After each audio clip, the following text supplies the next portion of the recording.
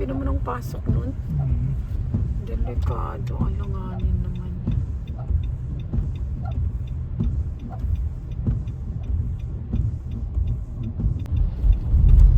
Okay, Mark naman.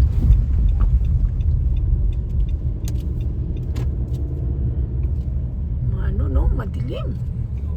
Halos ano, hindi mo kita yung airport, no?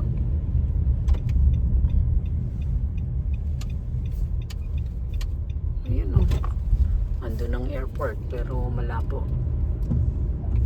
Okay, Mark po tayo. Pa, ito yung catch basin nila ng Kmart. Oo. Anong masasabi mo? Ayan ang flood control ng Guam. Anong sinabi mo dyan sa catch basin dito sa Kmart? Ayan, maayos yan dahil Ano yan? hindi BWH dito, okay. Yan ang flood control ng Oo. Kmart. Sa atin ay ano, Ano ka ha? Gusto mong sumausaw sa usapan sa, sa atin Pilipinas. sa atin talamak eh. Oo. Grabe no. Sana all may construction company. Ayan ang binabala kong una, hardware. Para sa akin ang supply lahat. Pero natanto ko, baka masabit ka pa sa korupsyon, mahirap na. Ay nako.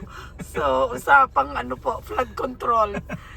Siyempre, minsan kasi hindi may iwasan talagang magkomento, ano?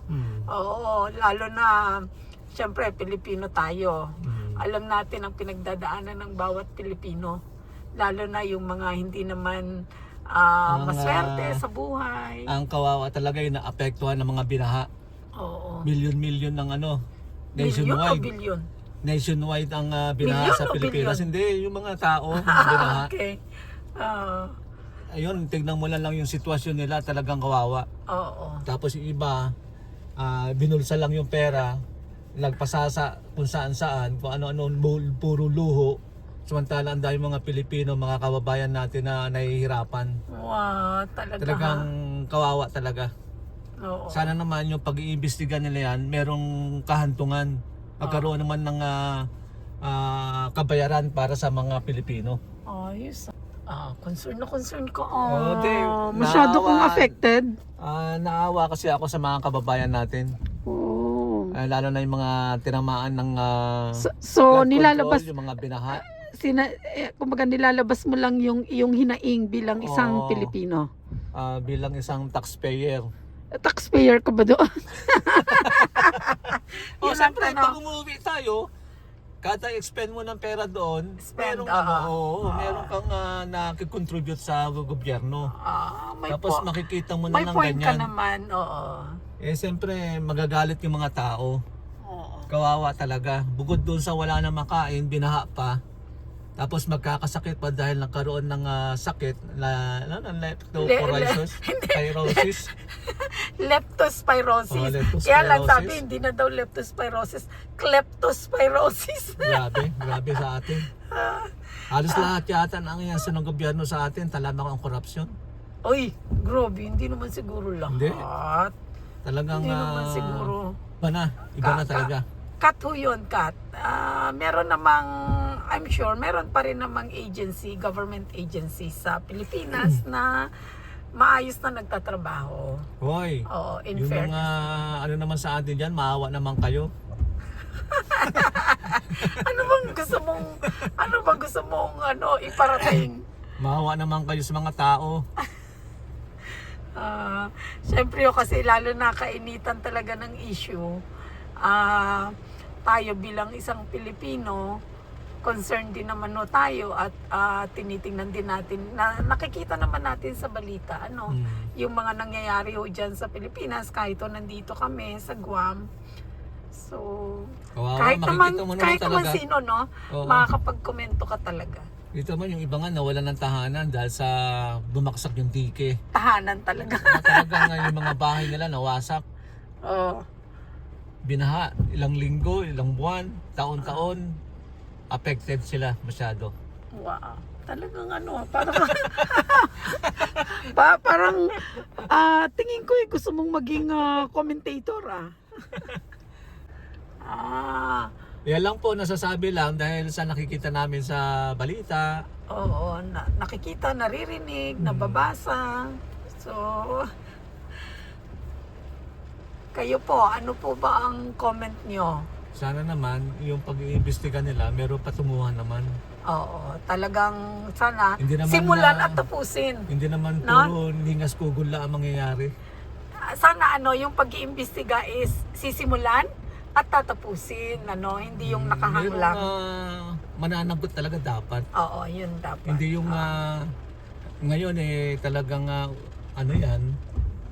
viral na viral. Pag meron nagkaroon na naman ng ibang issue, takpan na naman, tabunan na naman, wala na yun. naman. Oo, tama. Oo.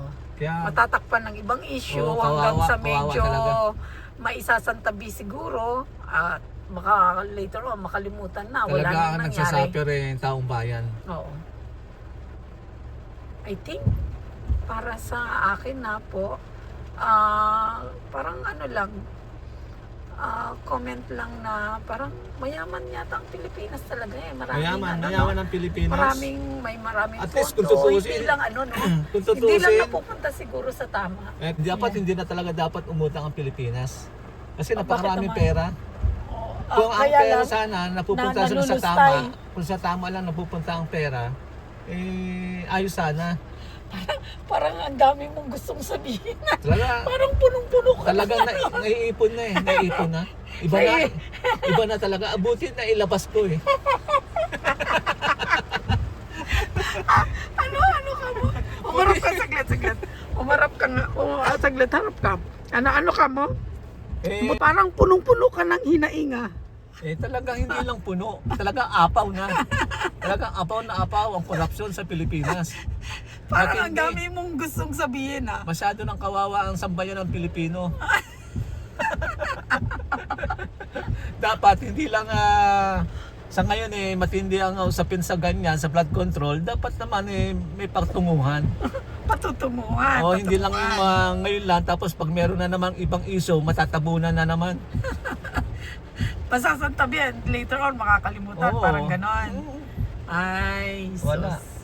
Tsaka mayaman ng Pilipinas, hindi dapat Paano mo nalaman? hindi na Paano dapat mo nasabi? hindi na dapat umutang pa ang Pilipinas kasi ang perang mga Sige, ibigay mo na lang. yung mga perang Sabihin mo na- nakukuha ng mga politiko dapat ilagay nila sa tama, hindi yung puro bulsa ng bulsa. Pero may iba naman na malinis. Hindi naman lahat. Good record Pero naman. siguro lahat siguro Hindi. konti lang siguro ang tapat sa bayan Oo, meron at meron yan. Kumbaga, hindi naman lahat. Oo, kaya lang, baka mas marami kaya ang mas hindi tapat sa bayan or mas marami Palagi, ang mas marami ang ang hindi tapat.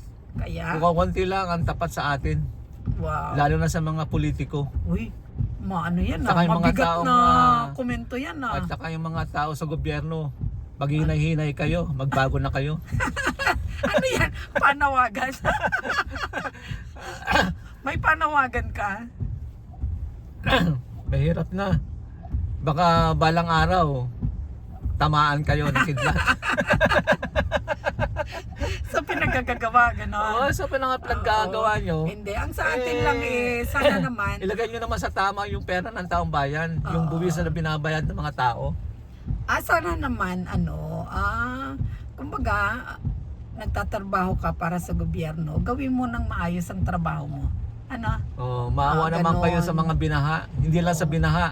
Huwag Halos yung lahat. papasok sa politika para makakuha. Kita mo yan, bibili ka ng sasakyan. Magpayaman, ganon. Kita mo yan, bibili ka ng sasakyan dahil lang sa payong. Kita mo yan, bibili ka ng sasakyan para lang sa table.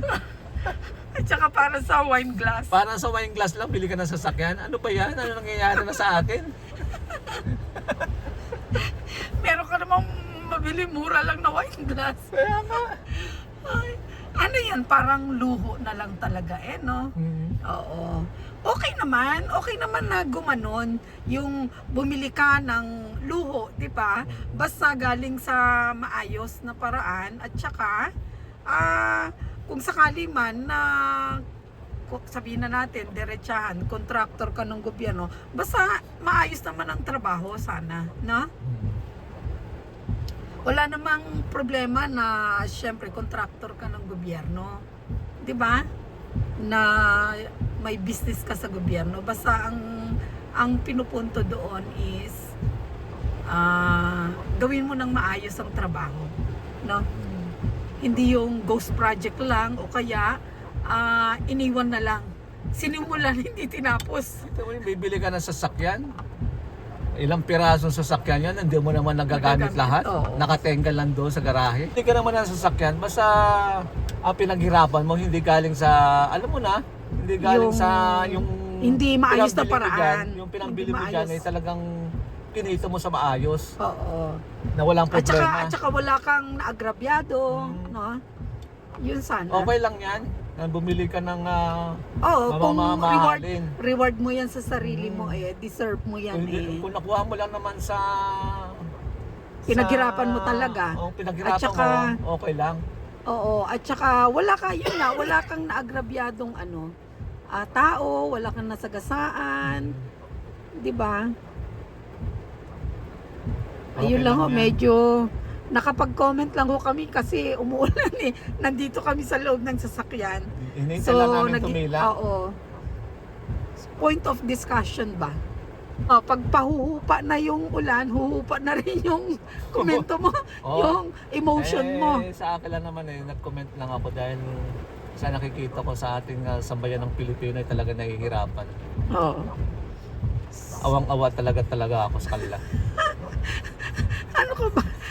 Sincere ka ba sa sinabi mo? Oo, kasi maaasar ka talaga. Kita mo sa isang payong lang, bili ka ng sasakyan, mamahalin. Dahil lang sa payong? Ay, yung isang sasakyan na bili lang niya dahil nakita niya nasa Dubai siya. Parang nakita lang yata niya sa magazine. So nagustuhan niya. Gustuhan niya? Yung Binili isa niya. nagustuhan lang dahil sa kulay. Okay lang yan kung ang perang pinangbili mo nasa maayos, na pinaghirapan Naparaan, talaga. oo. Okay lang yan, walang problema. Eh, At saka kaso, deserve naman na i-reward mo rin yung sarili mo. Kaya lang basta maayos ang trabaho, 'di ba? Yun lang mo. Okay, hanggang sa muli po. Sino bang- High blood lang tayo dyan Sino ba ang mga pinapanood mong mga komentarista? Sila Enzo Recto, yan. Si Kabunyog. Si Kabunyog. Sino pa? Si yung isa pa ano ba to? Si Kristan. Okay, Si Kristan at saka si ang magaling si Christian Isguera. Tapos yung isa na si Bad. Oo, so yun po yung mga pinapanood namin Vlogger. mga vloggers, komentarista. Love ko na, no? Oo, ayok mo na. Maulan pa Paano tayo makaalis niyan? Antay mo na natin. Makalabas. Ayan ho. Ay, naku.